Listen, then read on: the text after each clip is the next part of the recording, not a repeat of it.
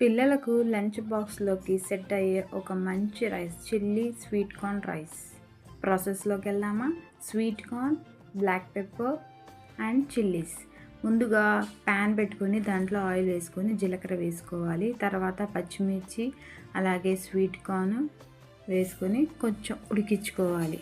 నేను ఫ్రెష్‌గా తీసుకున్న స్వీట్ కార్న్ ముందుగా ఏం ఉడకబెట్టలేదండి. డైరెక్ట్‌గా వేసేసాను. అందుకే కొద్దిగా సాల్ట్ వేసి ఒక 2 మినిట్స్ కుక్ చేసుకున్నాను.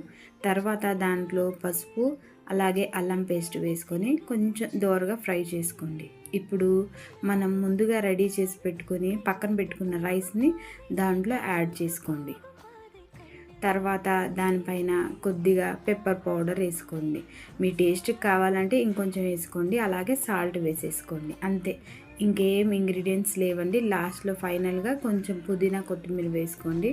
Simple and tasty yummy lunch బాక్స్‌లోకి పిల్లలకి చాలా బాగుంటుంది. ఎక్కువ స్పైసెస్ ఉండకుండా పిల్లలు హ్యాపీగా ఎంజాయ్ చేస్తారు. Thank you for watching.